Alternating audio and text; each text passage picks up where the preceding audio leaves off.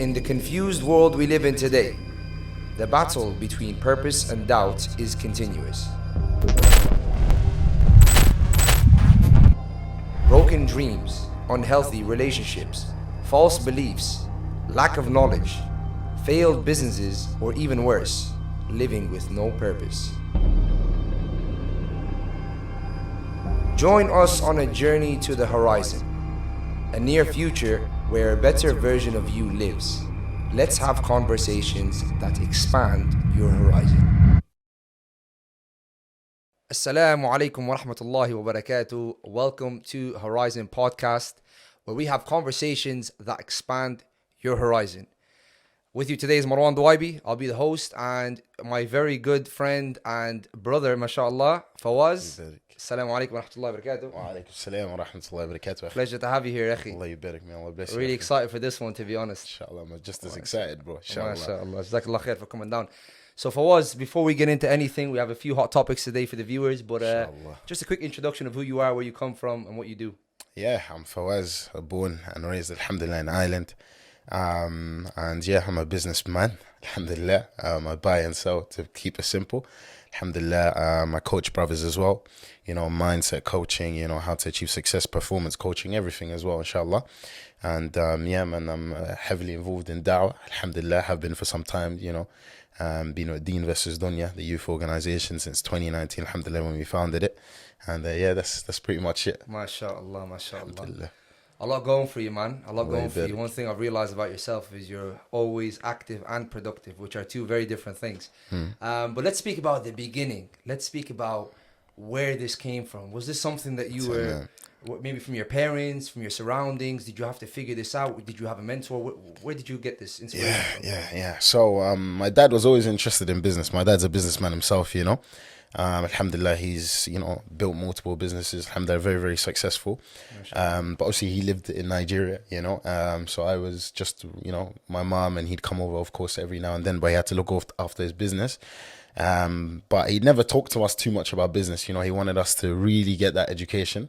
That was his main priority. But especially when I was in primary school, I was already starting bits and bobs here. Loom bands were popular. I remember, getting a system, I'd get, some girls to make, the loom bands, and then I'd sell it, and then, we'd split the profits between us. So just anywhere I could see business, I would try my best to start up things, I always loved buying and selling. And then, when I was just heading into secondary school, that's when eBay was popular before drop shipping and everything. Now, we had eBay, obviously. eBay was really good, bro. At the time, I started selling iPhone chargers, online, and, I clocked ways to brand it, and make it special in certain ways, and, drop certain things that, would beat the other people, because there's so many people doing what you're doing, right? In eBay, loads of people are selling iPhone chargers and whatever, so you have to find a way to stand out. So I used to do next day shipping. This is one of the things, next day arrival, right? So you'd get it in the next day, right? So I'd ship it within the same day. But obviously I was still in secondary school, so I'd be pedaling home very fast on my bike, because the post goes out of my house actually at like 4:30, right? And that's the time they collect the last post around my house, and I'm finishing school at that time. So I'll just be pedaling as soon as possible, get everything packed, and slipped in the envelope and shot out, So it was difficult, alhamdulillah, but, I ended up scaling the business on eBay to about 8 to 10K a month that I was making, and I was in secondary school, How old were you at this point? I was very young, bro, like 13, 14, bro. MashaAllah. So it was very new to me. No one knew what I was, doing, but my mum. My mum knew, obviously, my siblings, but, it wasn't really a bait thing. It wasn't exposed to anyone else. Just do my own thing, By the way, 8,000 to 10,000 euros back then is completely different. One. So, Number two, to a 13-year-old, that's like 80 grand, bro. Oh, bro, it's a lot of money. It's a lot of money, but it doesn't feel real sometimes, especially when you're used, like, everything's online now. Like, this is what I always tell people, like, to me, it's just digits, bro. That's what it comes down to. It's just digits. So I remember, taking out the money and just investing it in everything. I actually didn't spend it because, first of all, it got blocked for a long time, right? So there's actually loads of issues I experienced along the way, right? For example, like PayPal wouldn't unlock the money because I was under 18, right? So they blocked my accounts completely. They wouldn't unlock none of the money. So I had to do a long thing, change some of the ID in my mom's name. Till now, some of my, they still have some of my money. I just had to set up a new PayPal in my mom's name. So obviously I had to order more goods in. So it was techie where I was going to find the money for that and everything. So I was behind on shipping, right? So there was loads of things I had to do, so start different businesses and whatever. Any way to make money, this is what I've been about since I was young, as long as it's halal, we send it. Do you know what? Fair play to you. At that age, if you're clocked on at that age, then surely, inshallah, with the will of Allah subhanahu wa ta'ala, you have a bright future. Let's speed up the process a little bit to like late teens. Where were you with your late teens in regards to business? Yeah, so in my late teens, I ended up building a cosmetics business called Royal Waver. Royal Waver was really good, right? So it was waves, it was popular back in the time. I noticed it. So we started to, make our own. This was the first time I've actually branded something, of my own. We made my sister actually drew up the logo, and then I sent it to an editor. He got it officially made, the tech version and whatever. And I just remember making everything. And, the day we launched, just the amount of sales just racking through, Wow. On Shopify as well, it makes this notification, this sound like ching, ching, ching, ching. So it's like, bro, it's a big deal. Same thing with, eBay. When you made a sale, it'd make that sound and like you kind of get addicted to it, and a day where you don't hear the sound, it's not fulfilling anymore, Right. So alhamdulillah, to be honest, bro, at this time as well, I was heavily indulged in fitna, Okay. I wasn't really practicing Islam too tough, Alhamdulillah, I was Muslim. My mum was always like, indulged just in the religion, but it's up to the person, So I wasn't really practicing at this time, and especially, when you have money and you're not practicing, wallah, it's a big fitna. It's a big fitna, because you can do anything, you can go anywhere, you have access, I'll say the truth, akhi. That's what we're here to do, man. I genuinely believe a lot of people, the only reason they don't sin is because they're broke, they can afford to sin, right? And then, they act like they're pious, but it's just because, they haven't been given the means to sin, They can't book a holiday and go do a madness, do you know what I'm saying? Or they can't go out, they don't have the funds to do so. So I always say no one can ever understand the fitna of having wealth and, and not practicing the deen and being, straight, So, alhamdulillah, bro, that's mainly how my teen ages went. They were hectic, alhamdulillah, walakin Allah is the best of planners, Allahu Akbar. Talk to us about the transition, akhi, from jahiliyyah to guidance, alhamdulillah. Yeah, akhi, man. What triggered you? There was a lot. I feel like 2019 was the year I started to take deen seriously, There was a trip set up to go to Egypt. So I ended up going to Egypt for 6 weeks just to learn Quran. A couple of the brothers, Abdul Salam as well, Abdul Aziz, we ended up going with a group to study, learn Quran, Wallahi, akhi, I didn't want to go. I didn't want to go. I was, dragging my feet. It was summer as well, I had a madness planned in my head, I had all these things that I wanted to do planned. I'm going to do this. I'm thinking, you're messing up my business now. But my mom was like, no, you're going. So khalas, I go. Best trip of my life, This was probably one of the things that switched it up for me, that changed my life completely. And then I was a talk as well in Bebergan, which actually ignited Deen versus Dunya. So a brother called Abdul Haq, goes by Conscious Paddies in the UK now, but he used to be heavy in Dawah in Ireland, SubhanAllah, this brother, I remember going to the conference. It's actually a workshop by FOMY, the female organization in Ireland. What they do is they do, mother and son workshop. They actually did one last week, right? So they do this every year. That sounds good, man. So this mother and child workshop, and I remember going, and this guy is just, he's relating. It's the first time I've ever sat in a lecture, and I came there hoodied up, I didn't care. I was just like, I just have to be here. And I was on my phone. Then this guy, he's relating, he's joking about J Husbars and this, and that's all the things that I'm into at that point, right? Yeah.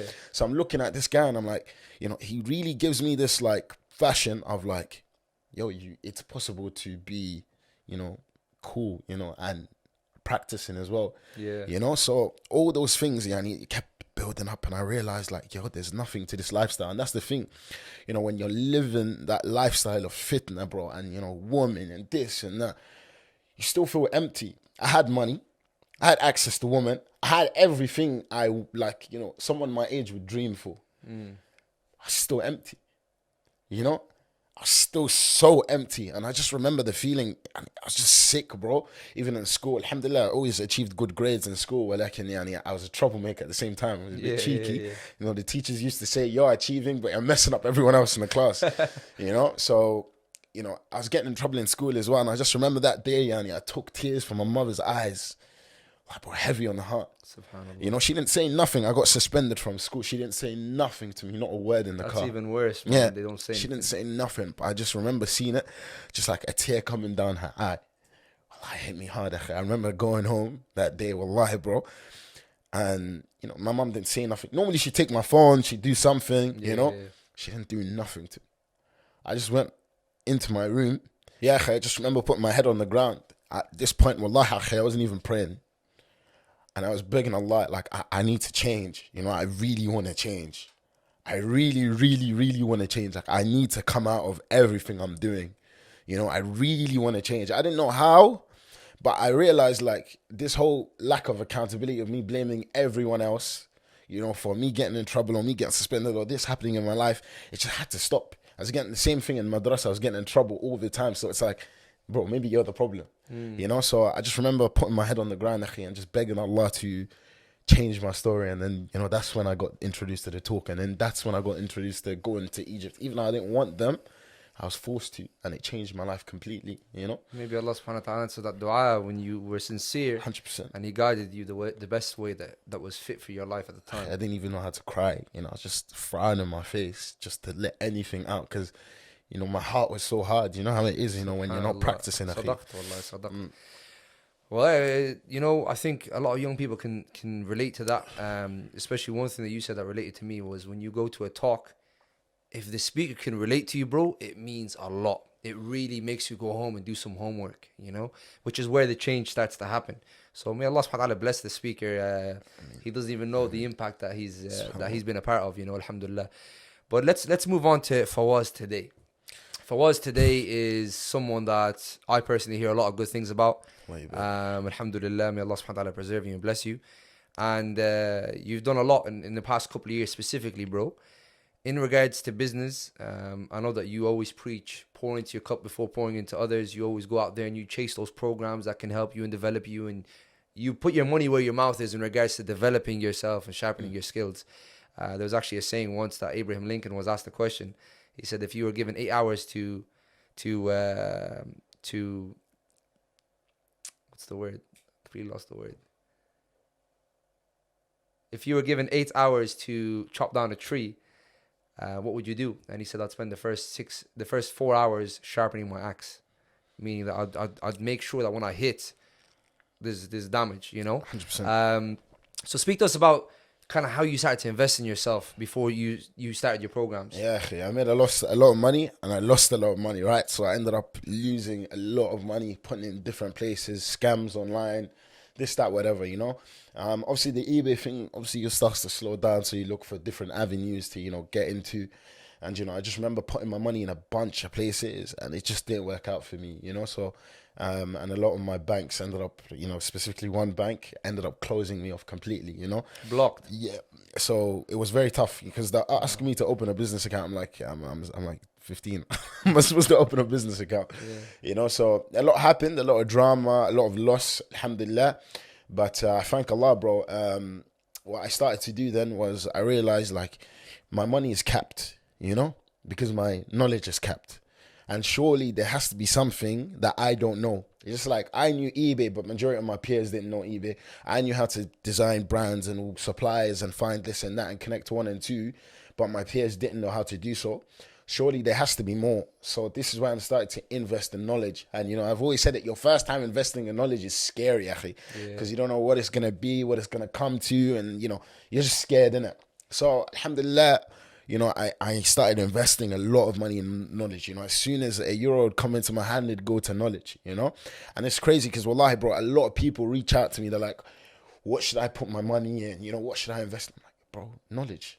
That's the only thing right now. That's the best currency for anyone right now. The best thing you can do is knowledge, because knowledge yields income. It took me ages to understand this, akhi, because everyone just wants to make money. No one wants to learn. right? And the saying goes, you learn, you earn, right? But, it's cliche. We always hear it, but no one believes it. But it's a fact, akhi. It is. The more you upskill yourself, I'm saying, the more you learn, real life skills, the more things you understand, akhi, the more people are going to pay you. And that's just a harsh reality. It's value, isn't it? 100%. So I was investing in loads of knowledge, and then I keep learning, how to establish businesses. Then I challenge myself. Okay, for example, can I make 10K within like 2 months, or, just different things, akhi? Because like I said, the money from eBay, it lasted only a certain amount of time, right? So the 3 peak months was when I was making the 8 to 10K, right? The peak months, but then everything dies down. So you need to find other avenues. Yeah. And one thing a lot of people don't do enough, unfortunately, is actually look and think to themselves like, is there something else? If I would have stuck to eBay today, right? If that's the only thing I would have put my head down to, and I never looked for another avenue to make money, actually, I wouldn't be where I am today, That would have been it for me, because everything dies out. Do you know what I'm saying? So I feel like knowing when to, what's the word? There's a word, knowing when to divert, right? Diversification. Yeah. It's absolutely important, right?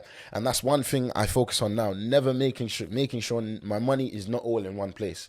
It's the advice I give to everyone. Spread out your money, invest in different things, learn different things, right? We see the way the world is moving now, in the AI kind of realm, okay? You need to be on top of that. In one of the lectures I seen, Dawah man, Imran ibn Mansour, he said something key. He goes, if we don't use it, the kuffar are going to use it against us anyway. Facts. So it's important that us Muslims are on top of these changes and trends in the markets. Of course, we use it in a halal manner, and we wait for the, shuyukh to drop the sayings on it, the opinions on it, the fatwa.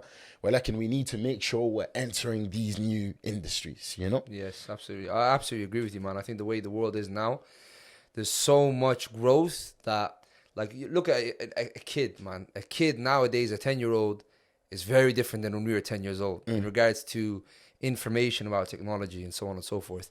Let's speak about kind of the deen versus dunya start. You're doing a lot of business on the side, and you're being innovative with your time, and then you get into the deen scene, right? You get onto da'wah, mashallah. May Allah subhanahu wa ta'ala accept it from you.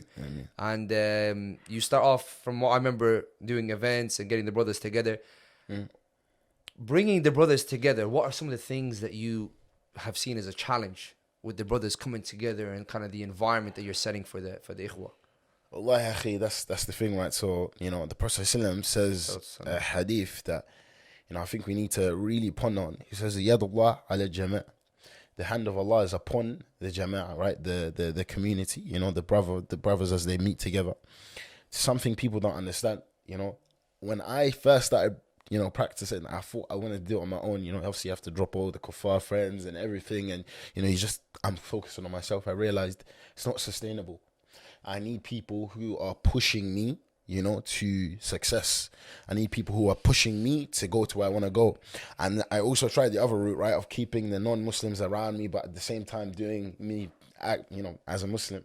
Again, work. Can't, especially not when you're new to deen. Perhaps when you're grounded, you can keep one or two, because the Prophet ﷺ says, the man is upon the religion of his friends, the way of life of his friends, so let him choose his friends wisely. So this is why brotherhood is so important to me, and the challenge with bringing the brothers together is they don't feel like it's a motive. This is why we don't, a lot of people come to us, why don't you do events in the mosque? Because they don't want to go to the mosque.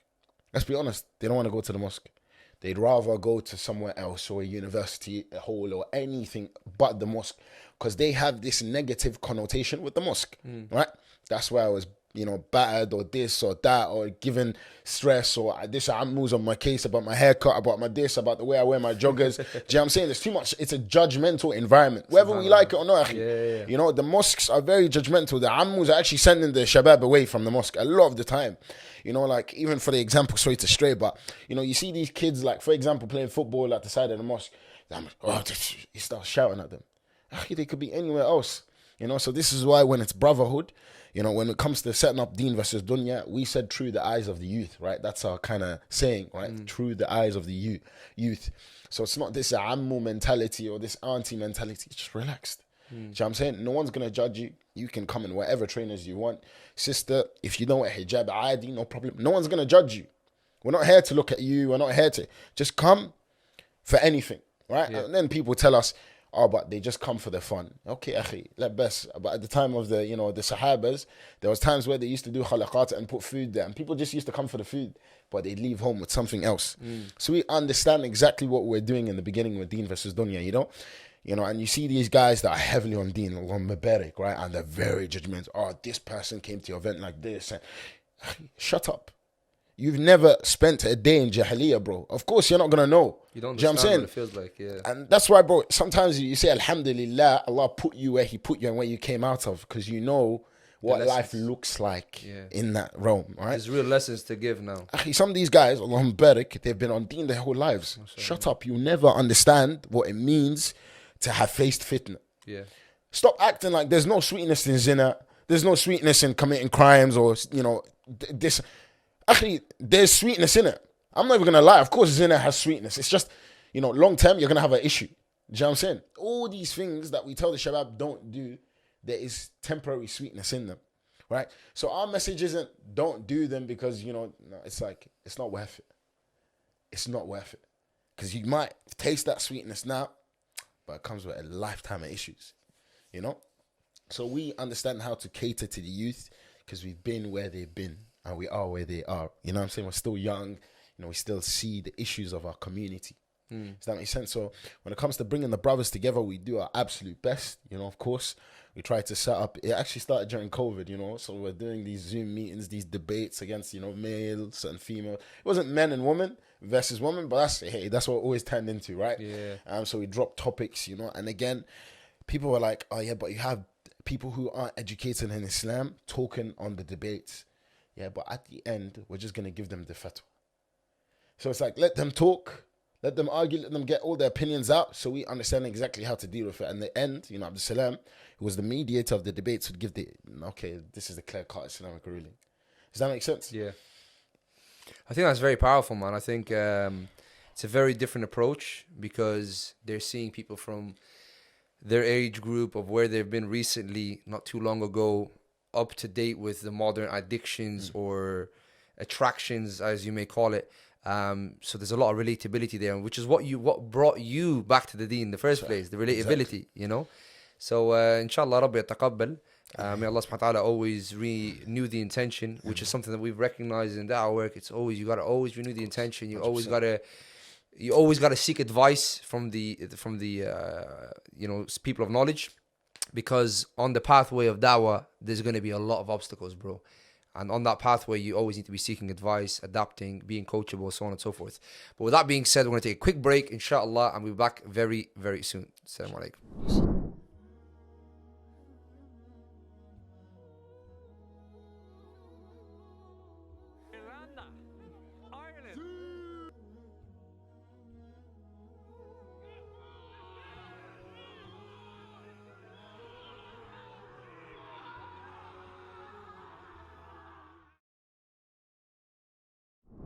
Assalamu alaikum wa rahmatullahi wa barakatuh. We are back with Akhi Fawaz. I'm getting a lot of good energy from this podcast. There's a lot of truth coming out. You know what I'm saying? Like a lot of people try to keep things in a specific manner on a podcast or on a video, but I'm glad that you're coming out with, the reality of what your life looked like. And I hope that people can observe this and take really important lessons from it where they see fit.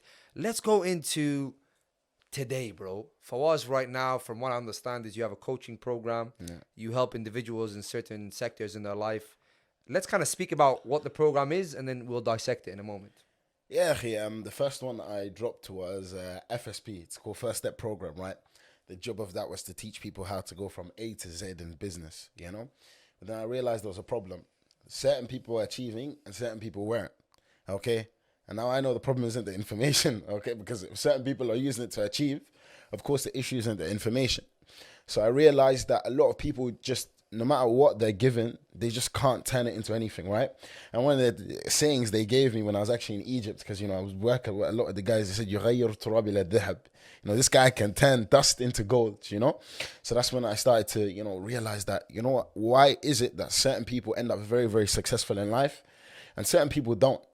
And I just realized it's very, very simple. It's down to the mind, right? I always used to ask myself, like, you look at these successful people, these millionaires, your billionaires, like, what separates me from this guy? Yeah. I don't, idolize these people, put them, it's like, no, they simply have something I don't, right? To get to 4, if you're at 2, you have to add 2.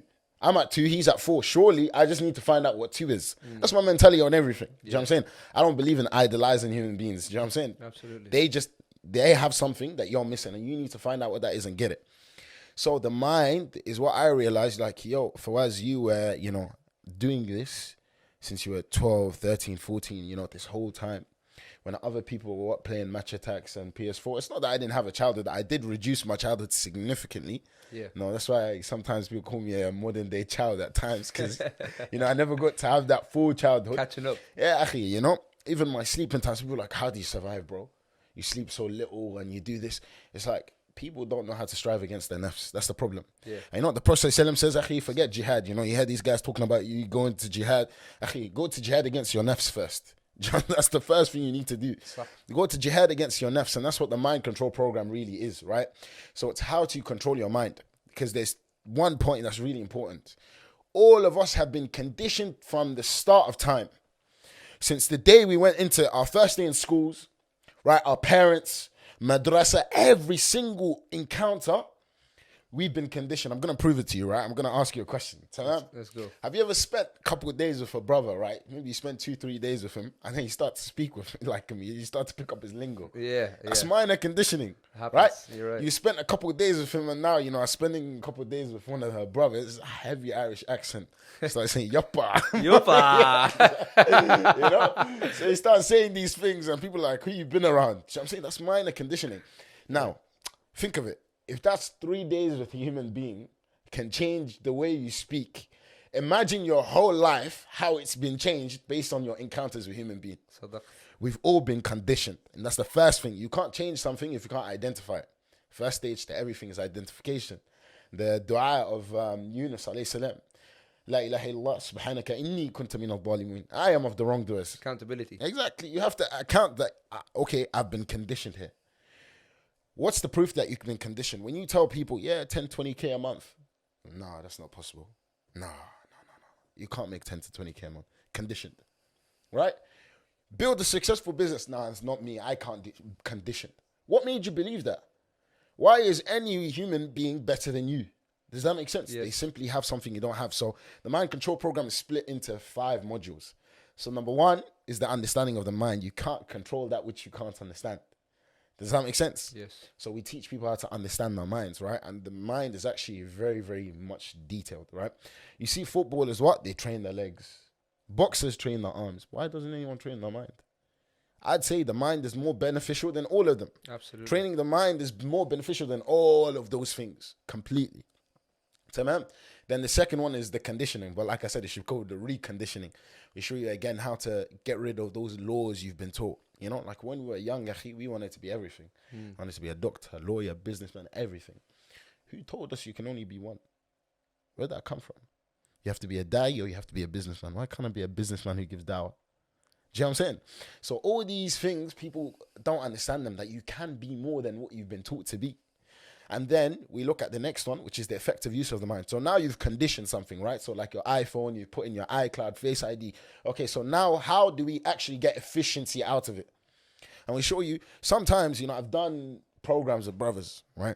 We're studying for 2 hours with each other, and I come out and I achieve way more than him. He's like, how?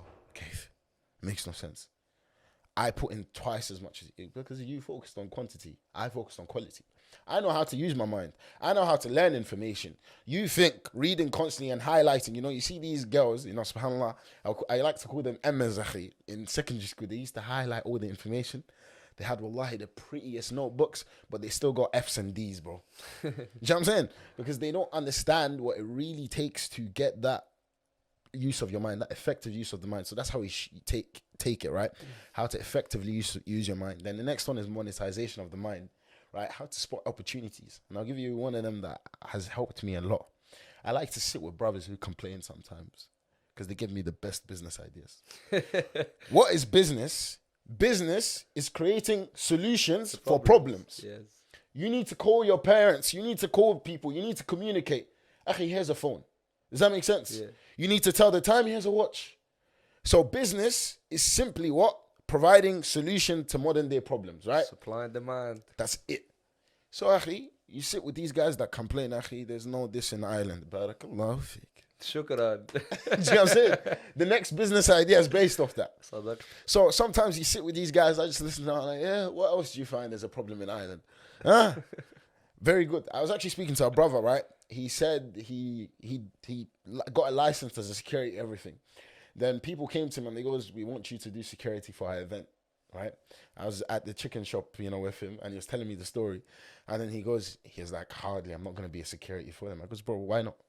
He goes, you know how it is, security. Why would I be a security, bro? Yani, at a Muslim event, everyone's going to... I goes, akhi, you don't even have to be a security. He told you needed something. Go get some other guy. Register yourself as a security company. You've done something. In fact, I just spotted the market for you. I told him I'll give you 1 week to enter it or I'm going to enter. If you don't create a Muslim security company for Islamic events, in the next week, I'm going to do it myself. You just gave me a business idea.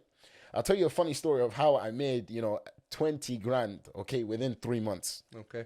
10 months. It's crazy, bro. So I was riding my electric scooter, back in, at the end of secondary, towards like 6th year. I was riding my electric scooter, right?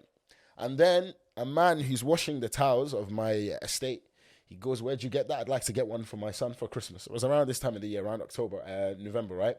And then I goes, there's a store online. Now, I know a supplier that sold it in bulk. So what did I do? I goes, yeah, bro, just give me your number. I'll email you a website. Wallahi, akhi, that day, I went home, I built a Shopify store.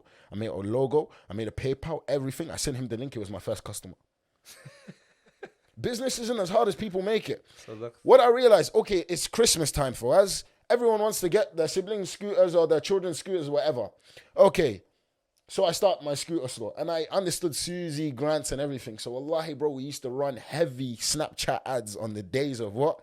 The Susie grant drops the day before and the day of the drop of the Susie grant. Where everyone's getting their money. Where everyone's getting their money. We used to drop mad ads. We used to run crazy amounts of ads. Akhi, wallahi, we made the thousands, tens of thousands within those 3 months. MashaAllah. Of what? Just a simple guy in my estate telling me he wants a scooter. Business is not as hard as people make. But you got to understand, Fawaz, there's certain people like yourself and a lot of people that I know, specifically in my inner circle, that have that eye. They have that eye to detail, eye to attention. They understand what's happening. Somebody else could have been on the scooter and been like, oh, yeah, I'll send you a link, mate. That's what would have happened. But it's because you have an eye to attention to think, wait a second, you want something, I can get it. Why don't I actually profit from that in a way that's at a large scale, I love that. I love that story, bro. I think that's a big sense of inspiration, especially for the teenagers out here. Just because you're a teenager doesn't mean that you can't grind, you can't grow. Let's speak about something specifically, bro. Productivity. There's a lot of brothers that are active, but they're not productive. And there's a big difference. You could be doing something for 3 hours. Somebody else can do it for 30 minutes. 100%. He's focused, you're not. Speak about productivity in your sense, in your experience, what you've learned throughout the years, traveling abroad. Where was the productivity pushed the most? On what element of your life, Yani? What did you focus on the most? Definitely when I began studying the deen, man. Because you have to start to balance. You're giving to the people, all right? So you still have to learn, right? And then you have to focus on work, business, making sure your businesses don't lack. And I faced a big problem at the start of my journey. If I was focusing on the deen, my businesses would suffer incredibly. If I was focusing on business, my deen would suffer incredibly. I'm running up to catch up to salahs and stuff like salawat. Big problems, akhi. Then I noticed, like, okay, so how do I balance this? So every time I used to sit around someone of knowledge, I'd ask him, till this day, how do I balance it? How do I balance it? Now, not to say you balance it as in 50-50, like a balanced scale, of course not, right?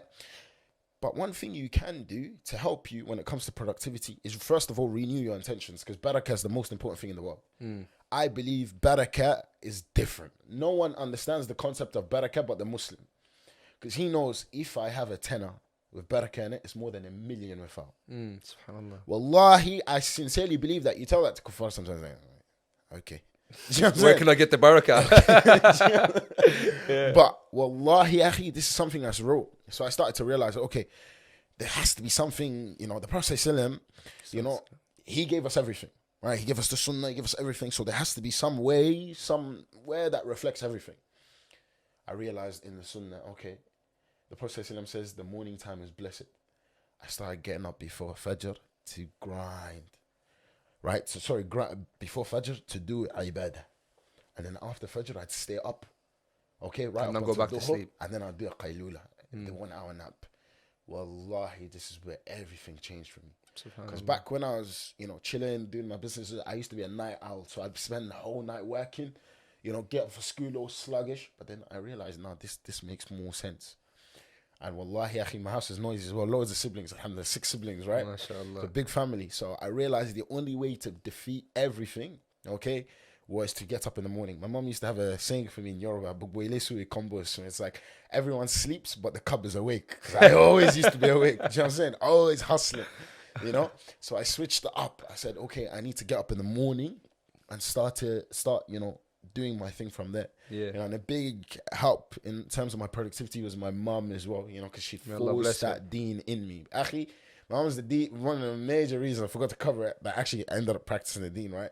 One of the du'as she'd constantly make for me, my mum never said any bad kalam against me. And this is what we actually talk about in the mind control program when it comes to productivity and achieving. Never speak bad against yourself. In a hadith about success, akhi, you know what the first thing the Prophet ﷺ says? Imsik alayka lisanak. Took me years to understand that, bro. Why in a hadith about success did the Prophet ﷺ, because he was asked man najah, what's success? Why did he talk about holding your tongue? It's because how many people have, because of their tongues, have destroyed their whole life, their whole future, everything. Speak about themselves wrongly, negatively, speak about their families, their conditions. Other people, that's the biggest thing out there, man. The backbiting, the slander. I have an opinion. That's why brothers know me when they bring up a certain person, I'm like, bro, I don't want to hear it. Wallahi, if you speak on other people, Allah will destroy you. I've seen it in my life, akhi. Yeah. If you speak on other families, Allah will destroy your family. Right? So it's all these things that helped me achieve in life, akhi. First of all, mind your business. The next thing he says is, reside in your home. Take care of your own surroundings. You know what I'm saying? Yeah. Exactly. So when it comes to productivity, this is a big one. Stay in your own place. Right? Stay in your circle, stay in your lane, right? It helps with productivity immensely, right? And there's efficiency, there's doing things efficiently, and there's just doing things. If I'm reading the Quran, my phone is away, nobody's allowed to call me. I don't want to hear no business conversations. I'm reading Quran, I'm doing my hifz now. So whatever I'm doing in a certain moment, I do it for 100%. Does that make sense? If I'm working on my business, I'm not listening to any calls. No one's allowed to come in and distract me. It's 100% on my business. That will allow me to spend less time doing this thing and I get it done well. But the problem with a lot of people you see today is they're studying, they check their phone quickly. They do, but what was that verse I was memorizing? They do too many things at once, which kills off the sense of productivity. Have you ever thought to yourself, why is there so many weight loss programs, or gym or study, they have this, Panadora technique of the Sharif, bro, all these things. Because one thing they're forgetting is discipline. Let's get into that. Let's dissect discipline. Let's dissect that. Wallahi, if there's a trait, Marwan, Habibi, if there's a trait that will get anyone to success, is discipline. If there's anything you should strive for in this life, is to achieve discipline. Because that's the main thing, akhi. When you're disciplined, you can do anything you desire. With the tawfiq of Allah, of course. Yeah. You can achieve, right? Discipline is that ability, akhi, to be able to be pulled left or right, but to stick upon to what you're on. And this is why I say, a man is upon his kalam, it's very important. If I tell myself 9 a.m., akhi, mafish a snooze, you get up. If you want to achieve discipline, I have an easy bit of advice for every single person. First of all, buy mind control. Absolutely, get onto it, man. Where's the link? Tell them where the link is. It's actually sold out, but we'll see. We'll make something work. We'll sort you guys out. Don't worry. We'll get the plug out, inshallah. But what you need to do is remove luxuries. You know what the problem with our ummah? Yeah. It's too much. Let's talk about that. That right there. That's what kills discipline. Yes. Back then, right? Akhi, you didn't go hunting. You didn't eat. You're not eating today. Khalas. Yeah. You weren't strong. You didn't have rujula. Forget hopes of getting married. Sadaqt. Nowadays, akhi, the brothers respond to what? Okay, they don't get married. They pull out their phones, on the websites, and they do their thing at night. Yeah. There's too many alternatives. You don't want to work, no problem. Go to the post office. We'll give you 185 a week. We'll keep you on survival mode. Does that make sense? Mad. So, and they punish success as well, right? Mad. So they've been punishing success. You work hard, you get taxed. Where's the tax man at? Exactly. Do you know what I'm saying? Okay. So success has been punished in this society, and mediocrity has been rewarded and promoted a lot. So brothers have no incentive to work hard anymore. But that's what you have to show them. Don't fall for that lifestyle. Absolutely not. Make sure you remove the luxuries. Wallahi, I started sleeping on the floor. I had a big bed, bro. Alhamdulillah. Even in Egypt, the brothers are looking at me. We got a big apartment. Alhamdulillah, bro. King size bed. I'm on my own. Why are you sleeping on the floor? What's wrong with you? It was actually, I can't give myself too much. The Prophet ﷺ did what? You know, you heard the story narrated. Umar bin Khattab radiallahu anhu, he walks in and he sees the Prophet ﷺ. He's sleeping, and you know the branches and whatnot he was sleeping on. You can see the marks on his face, right? Yeah. And he says, Ya Rasulullah, look at the Romans, the Persians. They sit on thrones. You know, these guys. He goes, is it not enough for you that we have the akhirah and they have the dunya? It's not enough for you. So it showed me, akhi, too much luxury is not good in this life. Remove the luxuries. I stopped buying clothes all the time, buying things, you know. I just stopped everything. Remove the luxury. Sleep on the floor. I'm not allowed to eat breakfast till this day until I get my morning tasks done. Wallahi al-azim, I can't. I'm not allowed to eat breakfast. That's my hunting. You want to hunt? Go kill, and then you have breakfast. Beast. Everything you do, akhi. Look, in the Quran, Allah has what? Adhab and ajr. You have the punishment and the reward, right? So it shows you what? The human beings, we only react to punishments and rewards. So treat everything as a reward and treat everything as a punishment. You don't get your task done today, wallahi, you're sleeping on the floor. There's no dinner tonight until you get your task done. There's no going out with your friends until it's done. When you treat it like a reward and you punish yourself for not achieving, you become very productive and very disciplined, right? No one's going to be on top of you.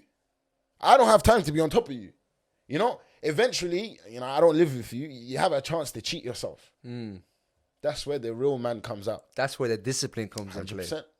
You know, so what I always tell brothers is well, get a mentor. You know, sometimes, you know, they think you're trying to advertise yourself. Actually, no. Even if it's not, go get a mentor. Because there's nothing like having someone, you know, and this is a perspective I bet you never thought of. Did Prophet ﷺ have a mentor? Jibreel. Technically, he did, right? Yes. And Jibreel used to come down to him and test him even. In Ramadan, in the Quran, he used to test him. Subhanallah. Right? He used to teach him. You know, we know the long hadith Jibreel. You know, Mal Ihsan. You know, what is Ihsan? You know, he asked him, what is Iman? You know, so on and so forth. So, you need a mentor. If the Prophet ﷺ, the greatest man to ever have walked the face of the earth, had someone who was keeping on top of him, who are you, akhi? And to mean, who are you exactly? Of course, you need someone.